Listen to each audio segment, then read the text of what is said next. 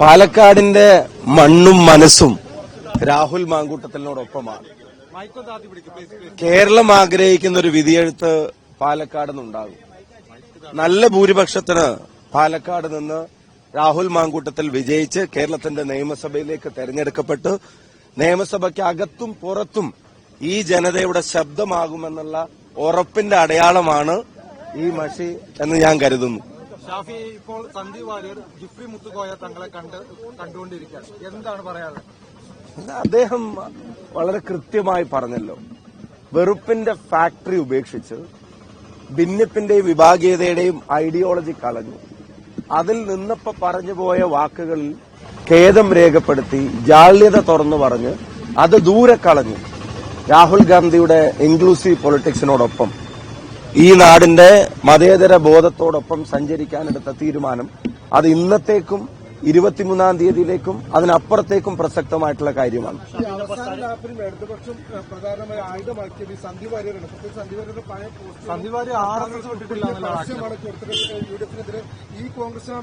അല്ല, അവരുടെ എനിക്ക് തോന്നുന്നു അവർക്ക് ഈ തെരഞ്ഞെടുപ്പിൽ ഇപ്പോ ഉപയോഗിച്ച ചിഹ്നത്തെക്കാൾ നല്ലത് ബൂമറാങ് ആയിരുന്നു നല്ലത്. ഈ തെരഞ്ഞെടുപ്പുമായിട്ട് ബന്ധപ്പെട്ട എല്ലാ കാര്യങ്ങളും അവർക്ക് തന്നെ തിരിച്ചടിയാവുന്നതാണ് നമ്മൾ കണ്ടത്. അതിന്റെ പ്രധാനപ്പെട്ട കാരണം അതെല്ലാം സൃഷ്ടിക്കപ്പെട്ട ഒന്നായിരുന്നു എന്നുള്ളത്.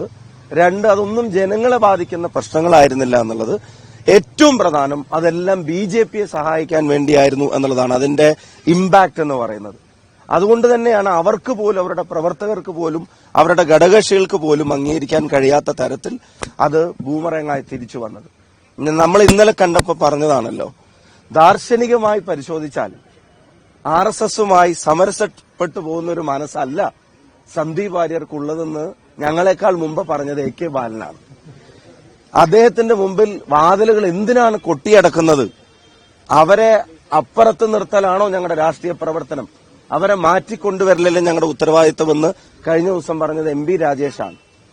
അപ്പുറത്തുള്ളവരെല്ലാം അപ്പുറത്ത് തന്നെ നിൽക്കട്ടെ എന്ന സ്ഥിതി അല്ലല്ലോ. ഞങ്ങൾ പ്രവർത്തനം നടത്തി അവരൊക്കെ ഇപ്പുറത്തേക്ക് കൊണ്ടുവരലാണല്ലോ ഞങ്ങളുടെ ഉത്തരവാദിത്തമെന്ന് OK വാസുവിന്റെയും അശോകന്റെയും കാര്യത്തിൽ ആദ്യം പറഞ്ഞത് 2014 ശ്രീ പിണറായി വിജയനാണ്. അതാണ് ഞാൻ പറഞ്ഞത്, അവർ ഈ പറയുന്ന പത്രപരസ്യം ഉൾപ്പെടെ അതെല്ലാം ബൂമറാങ് ആയിട്ട് തിരിച്ചടിക്കുകയാണ്. അവരുടെ പ്രവർത്തകർക്കുള്ള പ്രയാസം ഞാൻ മനസ്സിലാക്കുന്നത് ഇതൊക്കെ BJPയെ സഹായിക്കാൻ വേണ്ടിയുള്ള തരത്തിലായി പോകുന്നു.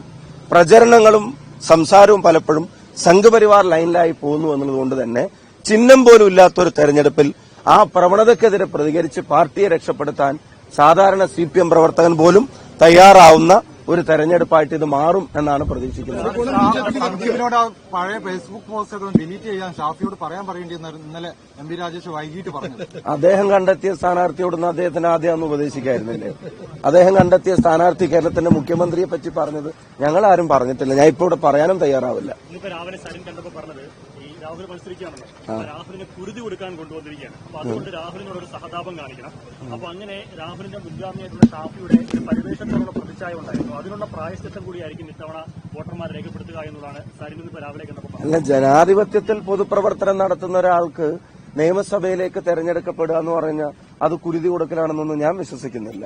അയാളുടെ ഈ പ്രായത്തിൽ കോൺഗ്രസ് സംസ്ഥാന പ്രസിഡന്റ് ആയിരിക്കുമ്പോൾ പാലക്കാട് നിന്ന് കേരള നിയമസഭയിലേക്ക് തെരഞ്ഞെടുക്കപ്പെടുന്നത് വലിയ അംഗീകാരമാണ്. ഇവിടെ മത്സരിക്കാൻ കിട്ടിയ അവസരം, ഇവിടുത്തെ ജനങ്ങളുടെ സ്നേഹവും ഇനിയൊരു ജയവും അതൊക്കെ വലിയ അംഗീകാരമാണെന്നാണ് അദ്ദേഹം പ്രതികരിക്കുന്നത് ഞാൻ കേട്ടിട്ടുള്ളത്. അത് കുരുതിയാണെന്ന് എനിക്ക് തോന്നുന്നില്ല.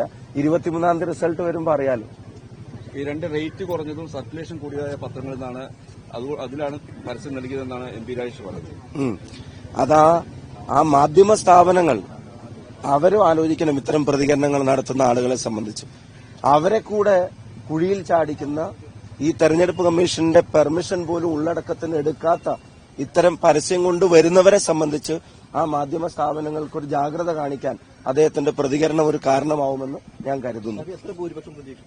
ഞങ്ങള് 5 ഭൂരിപക്ഷം ഞങ്ങൾ നേരത്തെ പ്രതീക്ഷിക്കുന്നതായിട്ട് ഞങ്ങൾ പറഞ്ഞിട്ടുണ്ട്. അതിൽ നിന്ന് അത് കൂട്ടാനുള്ള എല്ലാ സഹായവും ഇതൊക്കെ ചെയ്തു തരുന്നുണ്ട്. രാവിലെ സരിൻ പറഞ്ഞത് 23 വരെ UDF സ്ഥാനാർത്ഥി ഒരു സ്ഥിരബുദ്ധി ഇല്ലാത്ത ആൾ സംസാരിക്കുന്ന പോലെ സംസാരിക്കുക, 23 കഴിഞ്ഞതിന് ശേഷം മാത്രം അയാളുടെ വാക്കുകൾ മുഖവിലക്കെടുത്താൽ മതി എന്നാണ്. എന്താ പറയാനുള്ളത്? അത് മതി, 23-ന് ശേഷം മുഖവിലക്കെടുത്താൽ മതി പറഞ്ഞത് ഉൾപ്പെടെയുള്ള കാര്യങ്ങൾ. അപ്പൊ നമുക്ക് പറയാം ബാക്കി. ഈ NN കൃഷ്ണദാസ് പറയുന്നത് കേരള രാഷ്ട്രീയത്തില് വലിയ ഗതി നിർണ്ണയിക്കുന്ന ഒരു തെരഞ്ഞെടുപ്പാണ് അദ്ദേഹം പറയുന്നത്. തീർച്ചയായിട്ടും അദ്ദേഹം പറഞ്ഞ വളരെ ശരിയായിട്ടുള്ള കാര്യമാണ്. കാരണം ഇവിടെ ഒന്ന് BJPയെ തോൽപ്പിക്കുന്നത് കേരളത്തില് പിന്നെ ഈ തെരഞ്ഞെടുപ്പിലും BJP കേരളത്തിന്റെ നിയമസഭയിൽ ഉണ്ടാവില്ല എന്ന് ഉറപ്പുവരുത്താനുള്ള ഉത്തരവാദിത്വം പാലക്കാട്ടെ ജനത ഞങ്ങളെയാണ് ഏൽപ്പിക്കുന്നത്. ആ പാർട്ടിക്ക് അകത്തുള്ള ആളുകൾ പോലും അവരുടെ പോലും പരാതികളൊക്കെ നിങ്ങളെല്ലാം റിപ്പോർട്ട് ചെയ്തതാണ്. പിന്നെ അദ്ദേഹം സൂചിപ്പിച്ച വലിയ ഗതിമാറ്റത്തിന്റെ തെരഞ്ഞെടുപ്പ് എന്ന് പറഞ്ഞാൽ അദ്ദേഹവും നമ്മളൊക്കെ ആഗ്രഹിക്കുന്ന പോലെ 2026-ൽ ഒരു മാറ്റം കേരളത്തിലെ ജനത ആഗ്രഹിക്കുന്നു. ആ പാർട്ടിയുടെ സാധാരണ പ്രവർത്തകർ പോലും ആഗ്രഹിക്കുന്നു. കാരണം പാർട്ടി തിരുത്തിയിട്ടെങ്കിൽ അത് നേരാവുമെന്ന പ്രതീക്ഷ അവർക്കില്ല. ഇന്നലത്തെ പരസ്യം കൂടെ വന്നതോടുകൂടി അവർക്ക് മനസ്സിലായി ഇനി പ്രവർത്തകരും അനുഭാവികളും ഇറങ്ങി പാർട്ടിയെ തിരുത്തുന്ന കാഴ്ചയായിരിക്കും. അതിന്റെ തുടക്കത്തിന് ആക്കം കൂട്ടുന്ന ഒരു തെരഞ്ഞെടുപ്പായി 26-ലെ തെരഞ്ഞെടുപ്പിന് മുന്നോടിയായിട്ടുള്ള ഒരു വിധിയെഴുത്തായി പാലക്കാട് ഉപതെരഞ്ഞെടുപ്പിലെ റിസൾട്ട് UDFന് അനുകൂലമായി മാറും എന്നായിരിക്കും ഉള്ളിന്റെ ഉള്ളിൽ തിരുത്തൽ നടത്തുന്ന ഒരാളാണല്ലോ അദ്ദേഹം.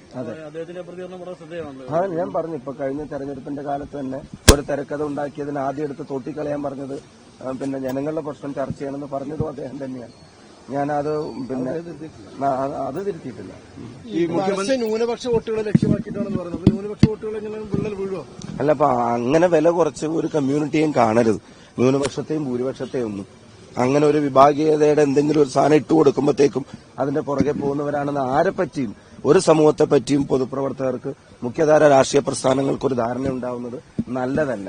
അങ്ങനെയുള്ള ചിന്തയ്ക്കുള്ള മറുപടി കൂടിയായി ഈ തെരഞ്ഞെടുപ്പിൽ അവരുടെ പ്രതികരണം മാറും. മുഖ്യമന്ത്രി എന്തുകൊണ്ടാണ് പാണക്കാട് തങ്ങളെ വിടാതെ പിന്തുടരുന്നത്? അത് അദ്ദേഹം സുരേന്ദ്രൻ നടത്തിയ ചർച്ചയുടെ പിന്നെ ഭാഗമായിട്ടായിരിക്കണം. കാരണം ടോണ് മുഴുവൻ BJP ചീഫിന്റെയാണ്. കേരളത്തിന്റെ മുഖ്യമന്ത്രിയുടെ ടോണല്ല, BJP ചീഫിന്റെ ടോണിലാണ് ഇതിങ്ങനെ പറഞ്ഞുകൊണ്ടിരിക്കുന്നത്.